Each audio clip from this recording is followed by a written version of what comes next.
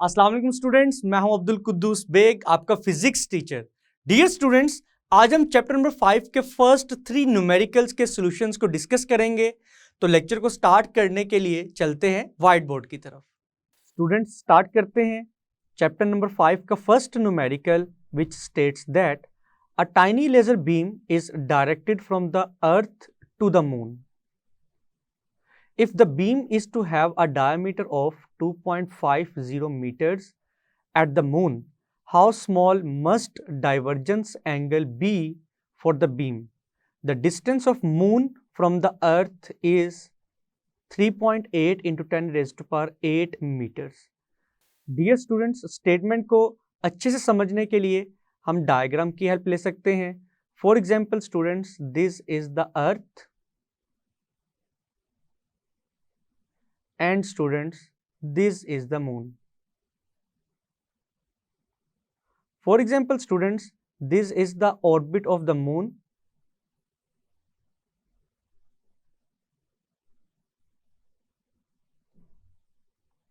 तो स्टूडेंट्स, जैसा कि स्टेटमेंट में गिवन है कि अर्थ से एक बीम निकल रही है, लेजर लाइट, जो कि अर्थ से सीधा जाकर टकरा रही है मून के साथ, और उस बीम का जो डायमीटर है it is equal to 2.50 metres. For example, this is the diameter जो कि मून की सरफेस के ऊपर बनेगा. और स्टूडेंट्स, मून का अर्थ से डिस्टेंस भी गिवन है, it is equal to r, और इसकी वैल्यू है students 3.8 into 10 raise to power 8 metres. तो स्टूडेंट्स, यहां पर मून से अर्थ का डिस्टेंस हम रेडियस कंसीडर करेंगे, radius of the circular path.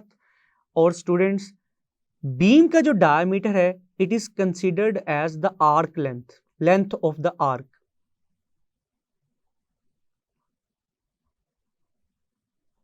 जिसे स्टूडेंट्स हम s से रिप्रेजेंट करते हैं, और इसकी वैल्यू है स्टूडेंट्स 2.5 मीटर्स. तो स्टूडेंट्स, हमने डाइवर्जेंस एंगल फाइंड करना है बीम का. Means that we have to calculate the value of this angle, जिसे हम थीटा से रिप्रेजेंट कर सकते हैं. तो स्टूडेंट्स, न्यूमेरिकल को सॉल्व करने के लिए सबसे पहले हम गिवन डाटा लिखेंगे.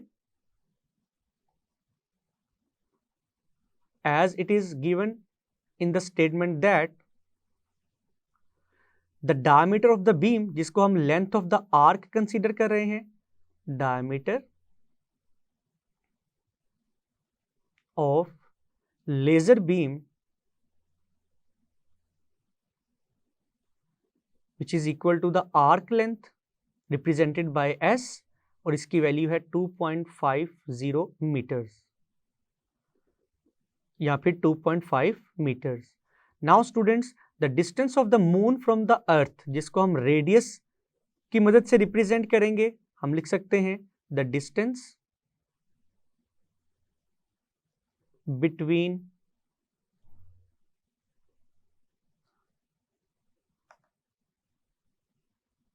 Moon and earth, it is equal to r, जिसकी वैल्यू है 3.8 into 10 raise to power 8 metres. Now students, data को कंप्लीट करने के बाद हमारी नेक्स्ट हेडिंग होगी टू फाइंड की. तो इस न्यूमेरिकल में स्टूडेंट्स हमने डाइवर्जेंस एंगल की वैल्यू कैलकुलेट करनी है. वैल्यू ऑफ डाइवर्जेंस एंगल, जिसे हम थीटा से रिप्रेजेंट करेंगे, and it is unknown. Now students, theta की वैल्यू को कैलकुलेट करने के लिए हम कौन सा फॉर्मूला यूज करेंगे? जैसे कि स्टूडेंट्स, हमने चैप्टर नंबर 5 के स्टार्ट में एक फॉर्मूला डिस्कस किया था, which is equal to s is equal to r theta, where s is the length of the arc, r is the radius and theta is the angle. तो students, इस equation से theta की value किसके equal आएगी? It should be equal to s divided by r. और students, इस equation को हम इक्वेशन नंबर 1 कह सकते हैं. नाउ स्टूडेंट्स, अब हम इस न्यूमेरिकल के सॉल्यूशन को स्टार्ट करते हैं। तो हमारी नेक्स्ट हेडिंग होगी सॉल्यूशन की। डियर स्टूडेंट्स, थीटा की वैल्यू को कैलकुलेट करने के लिए हम इक्वेशन नंबर 1 में वैल्यूज पुट करेंगे। तो by putting the values in equation number 1, the value of theta can be calculated. तो स्टूडेंट्स, एस की वैल्यू है which is the length of the arc, it is equal to 2.5 meters divided by the radius of the circular path is equal to 3.8 into 10 raised to power 8 meters। तो students, जब हम 2.5 को 3.8 into 10 rest पर 8 के साथ divide करेंगे तो students हमारा फाइनल आंसर आएगा 6.6 इंटू 10 रेस्ट टू पर -9। तो स्टूडेंट्स, अगर हम यूनिट की बात करें तो मीटर मीटर से कैंसिल होगा, तो थीटा का ऐसे यूनिट क्या होगा students, it is equal to radian. तो स्टूडेंट्स, फाइनली थीटा की वैल्यू हमने क्या कैलकुलेट की है, the value of the divergence angle is equal to 6.6 into 10 raised to power -9 radian. This is the final answer of this numerical. तो students, ये था numerical number 5.1 का सॉल्यूशन। स्टूडेंट्स, स्टार्ट करते हैं numerical number 5.2 which states that a gramophone record turntable accelerates from rest to an angular velocity of 45 revolution per minute in 1.6 seconds. What is its average angular acceleration? तो students, सबसे पहले हम given data लिखेंगे। This is very simple numerical students. जैसे कि statement में given है, the gramophone record turntable accelerates from rest. तो रेस्ट का मतलब है स्टूडेंट्स, उसकी इनिशियल एंगुलर वेलोसिटी की वैल्यू क्या होगी, 0। तो हम लिखेंगे initial angular velocity is equal to omega I and it is equal to 0। तो स्टूडेंट्स, अगर हम यूनिट लिखें तो हम यूनिट रेवोल्यूशन पर मिनट में भी लिख सकते हैं, हम रेडियन पर सेकंड में भी लिख सकते हैं, बिकॉज इट इज 0। तो हम रेडियन पर सेकंड ही लिख लेते हैं यहां पर। Now students, the final angular velocity is equal to omega F and students, इसकी वैल्यू है 45 रेवोल्यूशन पर मिनट। तो स्टूडेंट्स, एंगुलर वेलोसिटी का ऐसे यूनिट होता है रेडियन पर सेकंड। तो रेवोल्यूशन पर मिनट को रेडियन पर सेकंड में कन्वर्ट करने के लिए हम अपनी वैल्यू को 2 पाई से मल्टीप्लाई करवाएंगे और 60 से डिवाइड करवाएंगे, because in 1 revolution there are total 2 pi radian and in 1 minute there are 60 seconds. तो हमारा यूनिट किस में आ जाएगा, रेडियन पर सेकेंड में। नाउ स्टूडेंट्स, जब हम 45 को 2 पाई से मल्टीप्लाई करवाएं और 60 से डिवाइड करवाएंगे तो हमारा फाइनल आंसर आएगा 1.5 पाई रेडियन पर सेकेंड। स्टूडेंट्स, हम यहां पर पाई की वैल्यू भी पुट कर सकते हैं विच इज इक्वल टू 3.14, लेकिन यहां पर हम इस कैलकुलेशन में पाई की वैल्यू को फाइनली कैलकुलेशन के अंदर पुट करेंगे जब हम एक्सेलरेशन की वैल्यू कैलकुलेट करेंगे।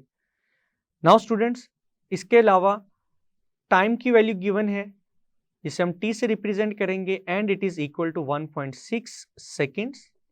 डाटा को लिखने के बाद हमारी नेक्स्ट हेडिंग होगी स्टूडेंट्स टू फाइंड की। इस न्यूमेरिकल में हमने एवरेज एंगुलर एक्सेलरेशन की वैल्यू को कैलकुलेट करना है। तो हम लिखेंगे we have to find angular acceleration, जिसे हम अल्फा से रिप्रेजेंट करेंगे and it is unknown. Now students, हमारी नेक्स्ट हेडिंग होगी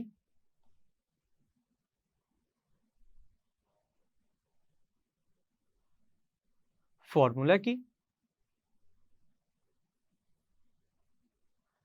तो स्टूडेंट्स जैसा कि एवरेज एंगुलर एक्सेलरेशन की डेफिनेशन है, it is equal to the rate of change of angular velocity. तो हम लिखेंगे angular acceleration is equal to the rate of change of angular velocity. तो स्टूडेंट्स एंगुलर वेलोसिटी में change किसके equal होगा? Final angular velocity minus initial angular velocity divided by time T. और students इस equation को हम इक्वेशन नंबर 1 कह सकते हैं। नाउ स्टूडेंट्स अब हम फाइनली एक्सेलरेशन की वैल्यू को कैलकुलेट करेंगे bye putting the values in equation number 1।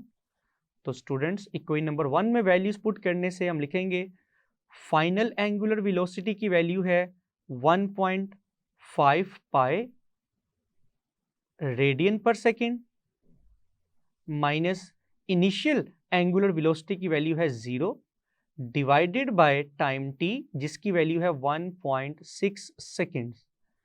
Now students 1.5 pi minus 0 हम लिखेंगे 1.5 पाई, लेकिन जब हम पाई की वैल्यू पुट करेंगे तो हम लिखेंगे 3.14।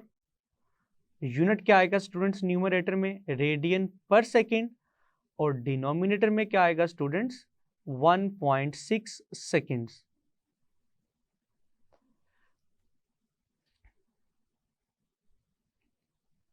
नाउ स्टूडेंट्स जब हम 1.5 को 3.14 से मल्टीप्लाई करवाएंगे और आंसर को 1.6 से डिवाइड करवाएंगे तो एक्सेलरेशन का फाइनल आंसर आएगा 2.9।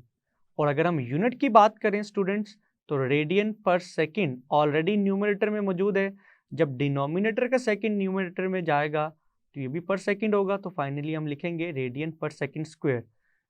Now students this is the final value of the angular acceleration which is equal to 2.9 radian per second square।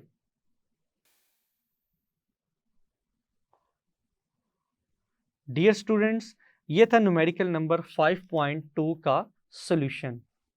Students start करते हैं numerical number 5.3 which states that a body of moment of inertia I is equal to 0.80 kilogram meter square about a fixed axis rotates with a constant angular velocity of 100 radian per second. Calculate its angular momentum L and the torque to sustain this motion. Dear students, this is very simple numerical। तो students numerical को solve करने के लिए हम सबसे पहले given data लिखेंगे। As it is mentioned in the statement that the moment of inertia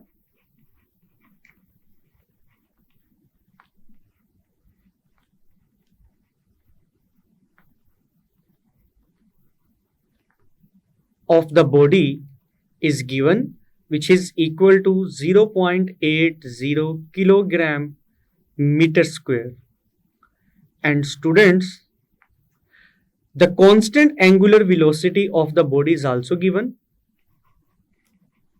Angular velocity of the body is also given which is denoted by omega, and its value is equal to 100 radian per second। Now students our next heading will be what is required in this numerical, तो जिसे हम to find में लिखेंगे। Dear students, in this numerical we have to find the angular momentum L of the body,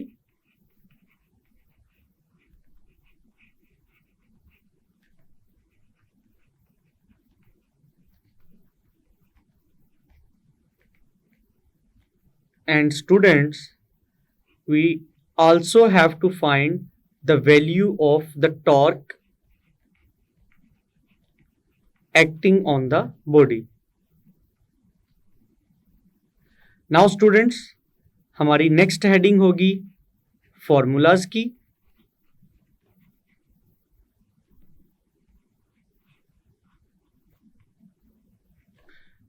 तो students angular momentum की value को calculate करने के लिए हम कौन सा फॉर्मूला यूज करेंगे?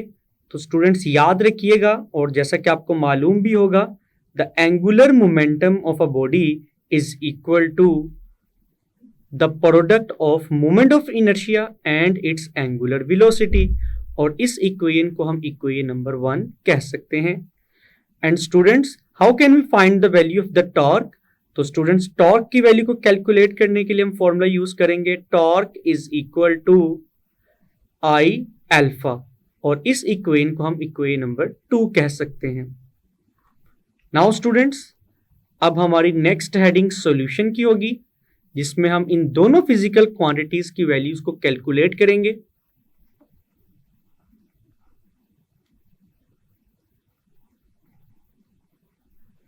तो स्टूडेंट्स, हम लिखेंगे from equation 1 we can write that angular momentum of the body is equal to I omega, and the value of the I is equal to 0.80 kilogram meter square multiply by the value of the omega, which is the angular velocity of the body, and its value is equal to 100 radian per second.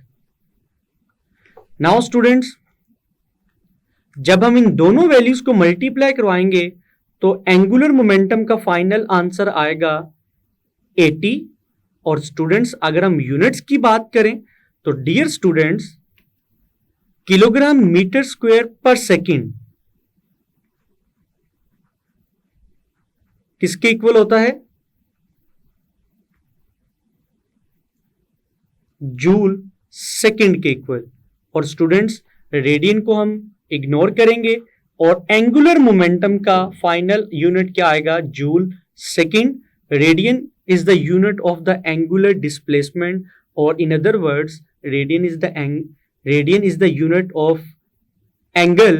That's why हम angle के unit को यहाँ पर apply नहीं करेंगे, तो angular momentum का final unit आएगा जूल सेकेंड।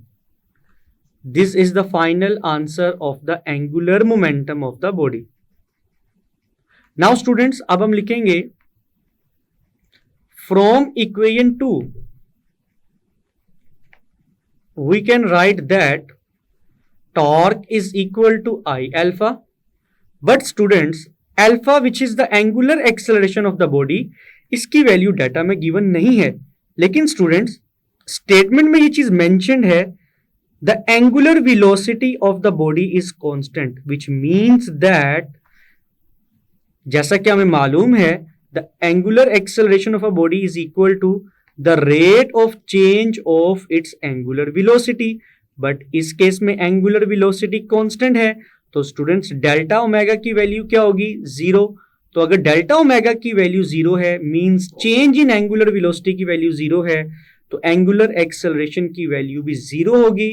तो स्टूडेंट्स, जब हम इक्वेशन 2 में I की वैल्यू पुट करेंगे, which is equal to 0.80 kilogram metre square, और इसको मल्टीप्लाई करवाएंगे अल्फा की वैल्यू के साथ, विच इज इक्वल टू 0, तो स्टूडेंट्स टॉर्क का फाइनल आंसर क्या आएगा? 0 newton metre. And students, this is the final answer of the torque acting on the body. तो स्टूडेंट्स, आपने देखा कि किस तरह से हमने एंगुलर मोमेंटम और टॉर्क की वैल्यू को कैलकुलेट किया। And students, this is the solution of numerical number 5.3. जी स्टूडेंट्स, जैसा कि आपने देखा, हमने आज के लेक्चर में चैप्टर नंबर 5 के फर्स्ट 3 न्यूमेरिकल्स के सॉल्यूशंस को डिस्कस किया। तो मैं उम्मीद करता हूं कि आज के तीनों न्यूमेरिकल्स आपको बहुत अच्छे से समझ आए होंगे। इनको अच्छे से प्रिपेयर कीजिएगा। मिलते हैं नेक्स्ट लेक्चर में। अपना ख्याल रखिएगा। अल्लाह हाफिज।